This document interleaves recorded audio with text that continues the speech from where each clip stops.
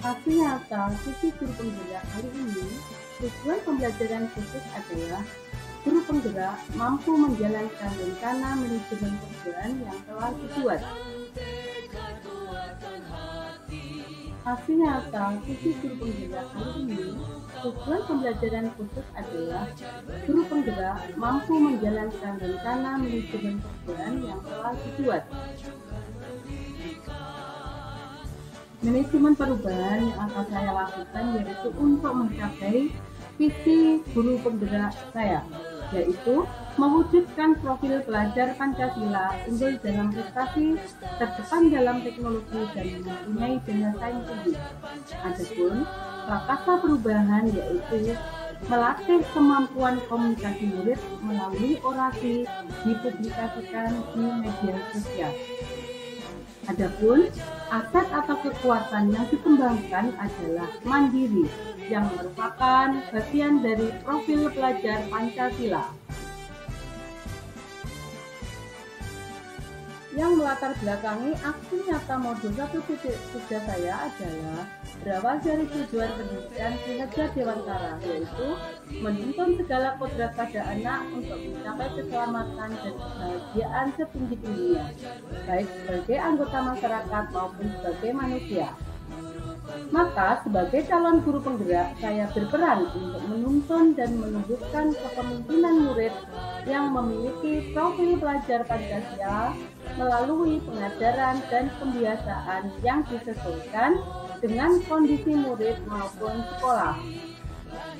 Melalui pendekatan inquiry apresiatif, saya sebagai calon guru penggerak menemukan visi murid impian saya, yaitu mewujudkan profil pelajar Pancasila unggul dalam prestasi, terdepan dalam teknologi, dan mempunyai daya saing tinggi.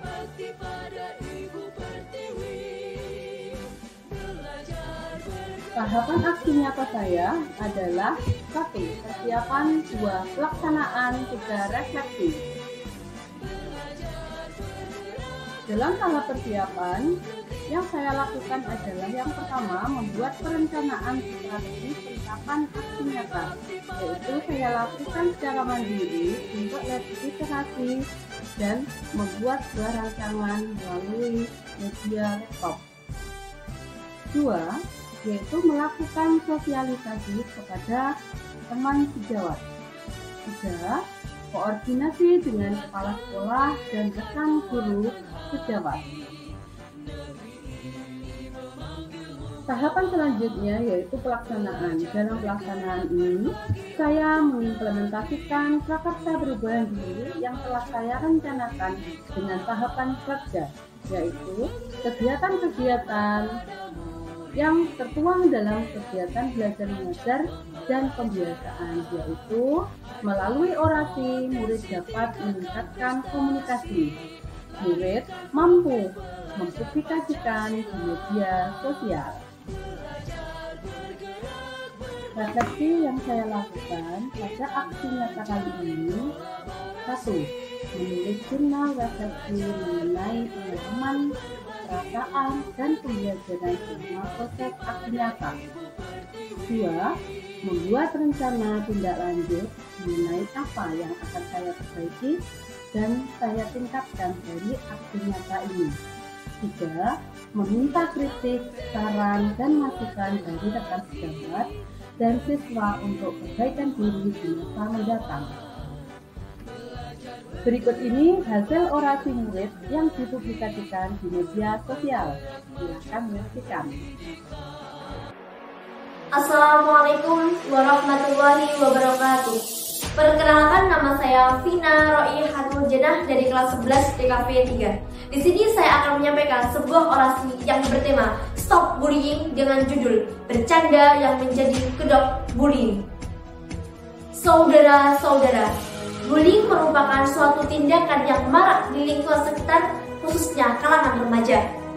Di sisi lain, bullying juga disebut sebagai bentuk penindasan dan kekerasan yang dilakukan secara sadar maupun tidak sadar oleh personal atau sekelompok orang, baik secara fisik, verbal, maupun psikologis, sehingga korban merasakan tertekan, trauma, dan tak berdaya.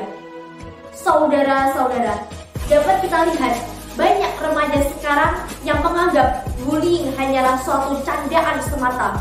Dari anggapan candaan inilah banyak remaja sekarang mulai kehilangan rasa empati, bersifat acuh tak acuh, dan tidak memiliki rasa kepedulian terhadap sesama. Hal ini terjadi karena pengaruh keluarga, kepribadian, rasa ingin balas dendam, dan lingkungan sekitar yang memicu hal negatif. Dan saudara-saudara, ketika korban mulai berani mengambil tindakan atas apa yang ia rasakan, pembuli akan berlindung dalam kata bercanda. Padahal pada dasarnya kita diciptakan memiliki mental yang berbeda-beda. Dan sudah seharusnya kita sebagai manusia harus saling menghargai satu sama lain, bukan malah menjatuhkannya. Pelaku yang berlindung dalam kata bercanda membuat pelaku terbebas dari hukuman dan rasa bersalah. Akhirnya rasa kecewa dan trauma muncul menjadi suatu masalah baru bagi korban bullying. Dampak bullying pada korban, ia dapat putus sekolah, melukai dirinya sendiri, depresi, dan yang lebih parahnya lagi adalah dapat mengakhiri hidupnya. Manusia harus mampu menempatkan diri, perkataan, dan perbuatan pada tiap-tiap orang. Kasus bullying ini bukanlah suatu hal yang dapat disepelekan. Hal ini dapat merusak generasi bangsa, baik pada pembuli dan korban. Membuli dengan dalih bercanda bukanlah suatu hal yang dapat dibanggakan. Bercanda dan bully merupakan kedua hal yang tidak bisa disamakan. Kata bercanda dapat digunakan ketika kita melakukan suatu hal yang memiliki kesan menyenangkan, bukan malah menyakitkan. Saudara-saudara, fenomena bully ini dapat kita atasi dengan cara membantu korban untuk mendapatkan penanganan khusus agar korban dapat memperbaiki mentalnya dan juga memberikan pengertian pada pelaku pembuli. Di dalam penanganan ini kita tidak sendiri, tetapi kita didampingi oleh Komnas HAM, yaitu yang memiliki peran penting pada kasus HAM, hak asasi manusia, termasuk juga dengan kasus bullying ini. Jika bukan kita, maka siapa lagi yang akan memberantas bullying ini? Marilah kita bersama-sama memberantas bullying dan menjadikan generasi yang lebih maju tanpa adanya bullying di muka bumi ini. Mari kita lakukan stop bullying. Demikian dari saya. Wassalamualaikum warahmatullahi wabarakatuh.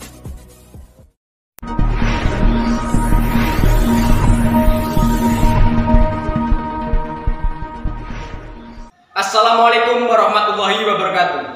Perkenalkan, saya Muhammad Al-Farizi, siswa kelas 11 TKRU 3. Yang terhormat Bapak Ibu Dewan Juri, yang saya hormati Ibu Kepala SMK Negeri 1 Trenggalek, yang saya hormati Bapak Ibu Guru Pengajar SMK Negeri 1 Trenggalek, dan teman-temanku semuanya.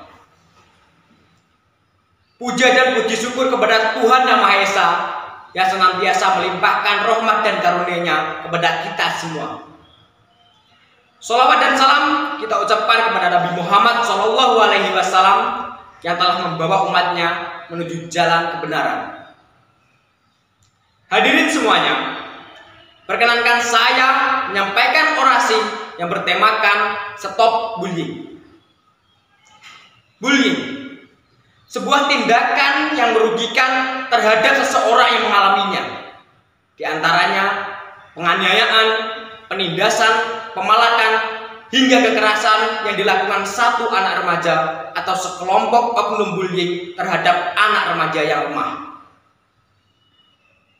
Mengapa saya bilang anak remaja?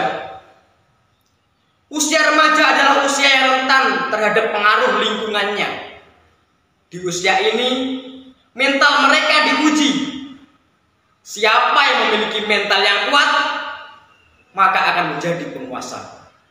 Dan siapa yang memiliki mental yang lemah akan berada pada posisi tersiksa.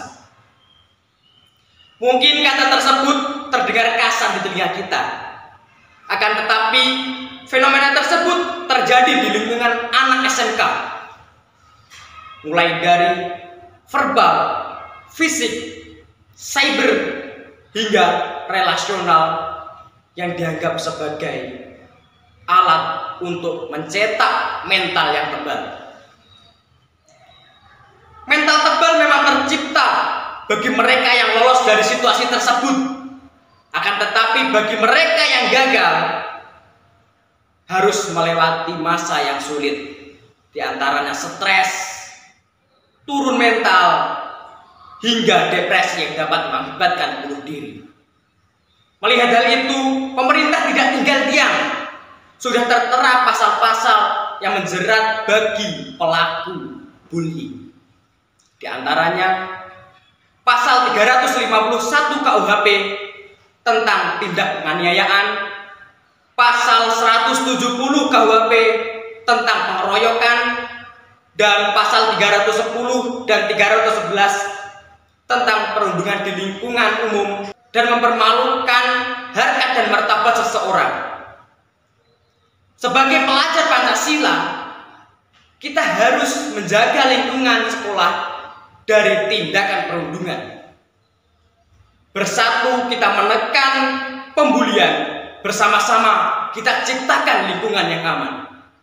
Sekian, terima kasih. Wassalamualaikum warahmatullahi wabarakatuh. Assalamualaikum warahmatullahi wabarakatuh. Selamat pagi dan salam sejahtera. Yang terhormat Bapak Ibu Guru SMKN 1 Trenggalek, yang saya hormati karyawan-karyawati SMKN 1 Trenggalek, dan yang saya sayangi teman-temanku sebangsa dan setanah air. Perkenalkan, nama saya Mila Damayati dari kelas 11 TKN 2 akan menyampaikan orasi saya dengan judul Say No to Bullying. Teman-temanku sebangsa dan setanah air, perundungan atau yang kita kenal dengan bullying itu nyata, baik terjadi secara fisik, verbal, non-verbal, cyberbullying maupun pelecehan seksual. Sebenarnya apa sih yang dimaksud dengan bullying? Bullying merupakan segala bentuk kekerasan dan penindasan yang dilakukan dengan sengaja oleh satu maupun sekelompok orang kepada orang lain dengan tujuan untuk menyakiti dan dilakukan secara terus-menerus. Teman-temanku sebangsa dan setanah air, bayangkan kalau kita menjadi salah satu pelaku bullying. Kita senang, kita bangga karena banyak anak-anak, orang-orang, bahkan remaja sampai orang tua yang merasa takut dengan kita. Dengan mudah dan cepatnya kita dapat menyelesaikan tugas tersebut hanya dengan memerintahkan mereka yang merasa takut dengan kita. Teman-temanku sebangsa dan setanah air, apakah kalian tahu hukuman bagi pelaku bullying? Hukuman bagi pelaku bullying salah satunya dimuat dalam peraturan Menteri Pendidikan dan Kebudayaan Undang-Undang Nomor 35 Tahun 2014 yang berbunyi bahwa pelaku bullying akan dipenjara paling lama 3 tahun 6 bulan dan denda paling sedikit sebesar 72 juta rupiah.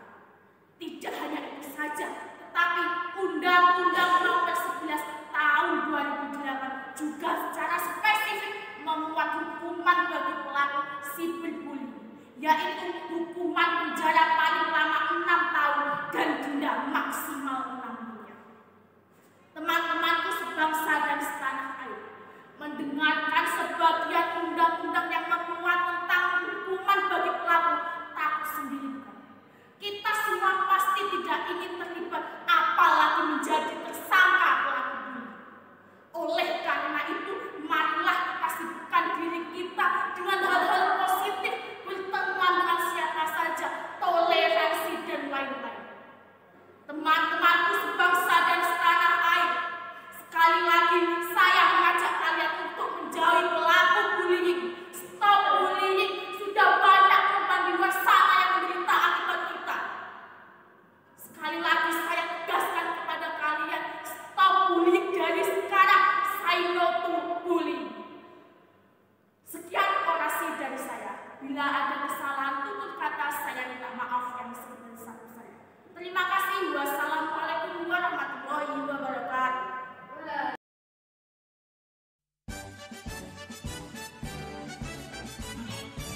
teman sejawat dari Bu Endah.